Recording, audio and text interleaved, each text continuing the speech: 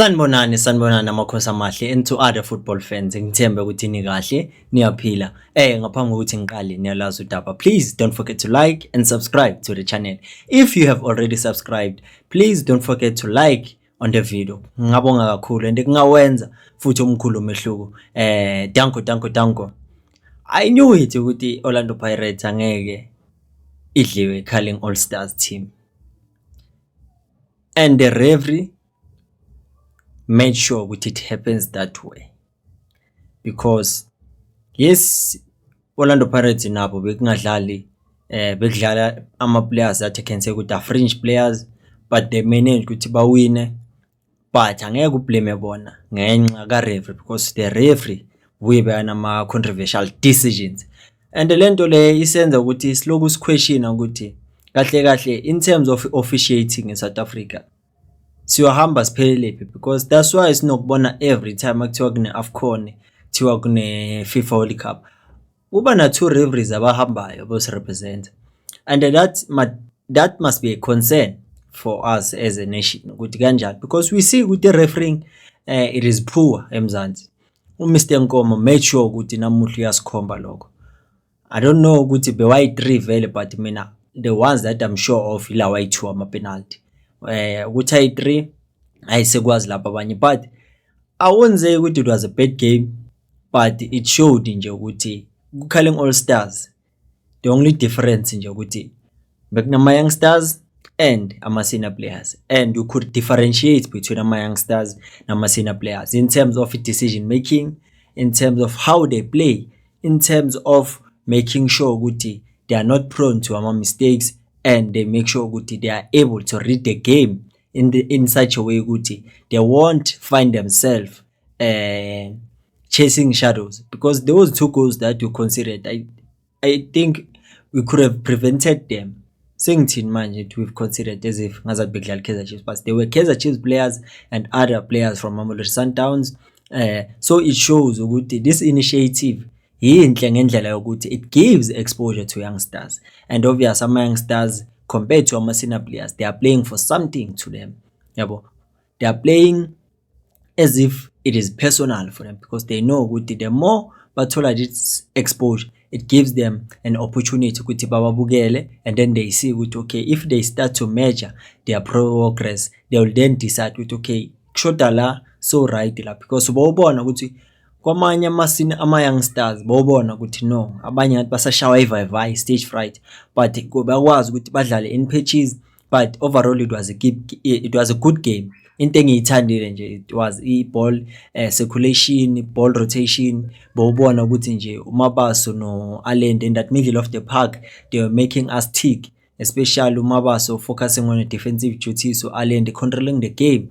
It wasn't nje igame engasho ukuthi nje game that could have been lost, but iluziwe because of Mr Ref. But khona into engihlaba umxhwele la, khona ama comments wayenza uManqoba Mngitha but uNaledi Hlongwane, and bengiyibuza ukuthi bekachaza ukuthini ngenkulumo yakhe ukuthi any team ku PSL would love to have a player like uNaledi Hlongwane because of his talent. Kusho ukuthi talent lahambelana nama attributes that he has, and you add the roles that he has to perform in order ukuthi azomatch the attributes so that kuzobonakala the final product of a player that he is. So into engihlaba umxhwele is I can say ukuthi I was monitoring him, keeping a close eye on him ukuthi ngimbone ukuthi kahle kahle kukhulunywa ngani. So we all know ukuthi in the modern football, in football it is cruel to strikers, because strikers are measured by scoring goals. If you don't score goals, you are a useless player. So there are things that we tend to overlook when it comes to strikers.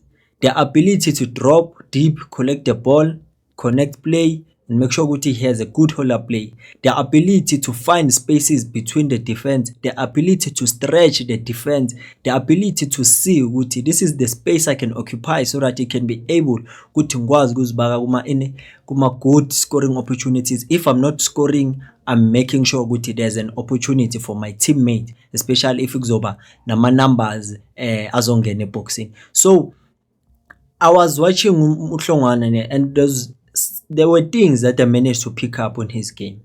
Yes, he didn't score. Could have won a penalty, but didn't get it. All thanks to Mr. Nkom. But one thing ebengiyibona ukuthi he's good when it comes to finding space, creating space in between, moving defenders, dropping deep.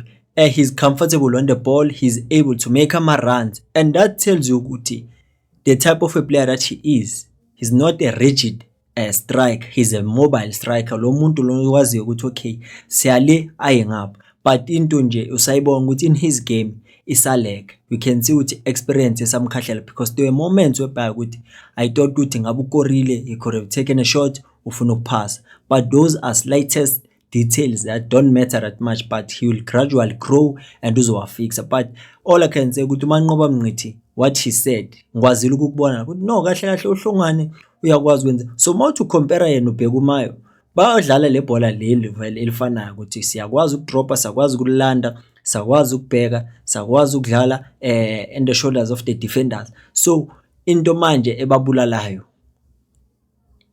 is goals. So if you don't score umsebenzi wakho awubonakali. That's why naku Ighodaro kuloku kukhulunywa kanje, but they overlook isipana abashaya because lento lena in the modern football strikers,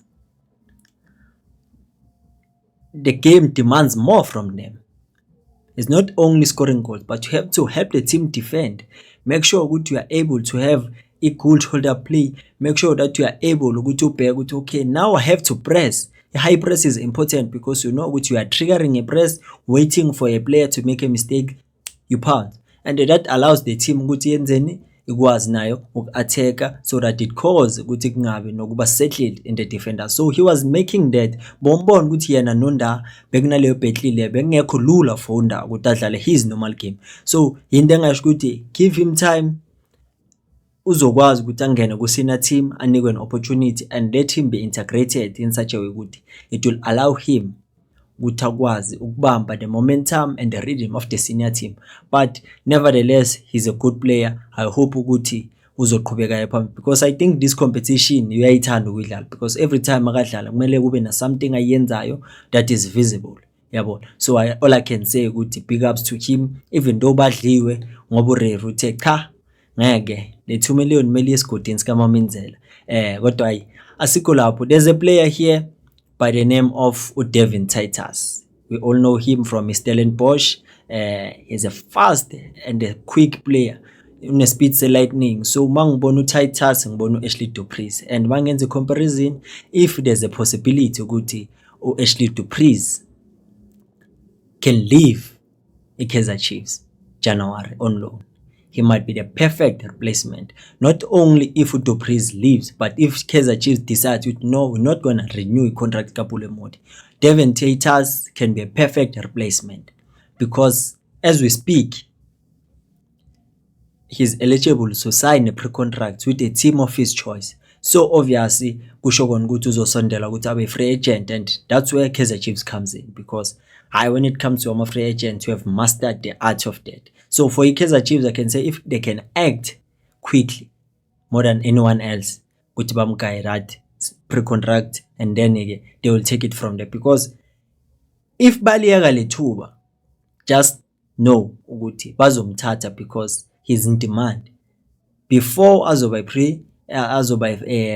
eligible ukusayina pro-contract, he was linked with a move to Al Masry. Al Masry lena ishaye 2-1 masidlala le eSuez eKibit. So it shows ukuthi he's in demand and the quality nayo he can help us, especially with the speed sakhe, especially with ama-players afana nabo Mfundo Vilakazi. Sometimes you can see them good, they get lost in the game, but then you can see with someone you can rely on because he's able to take on defenders, plays on the shoulders of the defenders, and also he's very calculative in terms of our decisions making. He knows what I have to shoot. He knows what now I have to dribble. He knows what now I have to pass. So a player like that, Matubegi age is a society like he's only 25 years old. So logo nje kusho kona ukuthi there's still a lot more he can offer to Kaizer Chiefs. But umehluko nje kungaba ukuthi neMamelodi Sundowns nayo no Orlando Pirates nabo bazoba ku competition ukuthi bamsane because they know ukuthi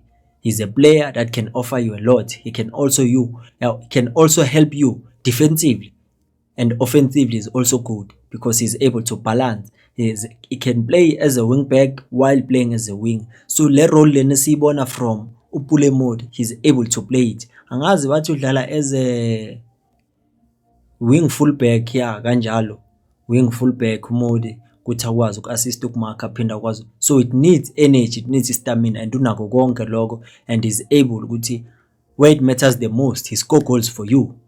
Just imagine left winger available, right winger Devin Titus. Lapho ke sigijima with the speed of light. Sishiya abantu ke umuntu wagijima aza gijimisane nesithunzi sakho, but it all lies within the management ukuthi do they see him as a profile of a Kaizer Chiefs player that they can sign, yabo, because every decision mele iqale boardroom bese ke then baya decide ukuthi we can sign him, simsayinise pre-contract, because I think ukuthi is a player that can offer us a lot, especially in terms of variety when we attack, because sekusobala manje ukuthi when we attack sifuna ukudlala ngama side, sifuna ukufaka ama cross. So I think ukuthi he can offer us something, and then ngasho nje ukuthi if it happens nakhona ukuthi hayi bashange first man, nakhona it is understandable because kuma wingers so far if asibali uModi, because indaba zama pre-contract we have uLilipo, uVelebhayi, uShabalala.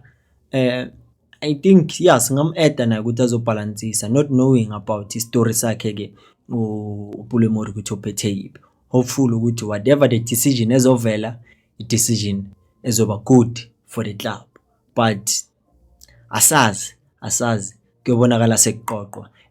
Niyazi bafethu ukuthi noma kungenzekane noma kanjani, ningakhohlwa ukuthi ikhosi alipheli moya.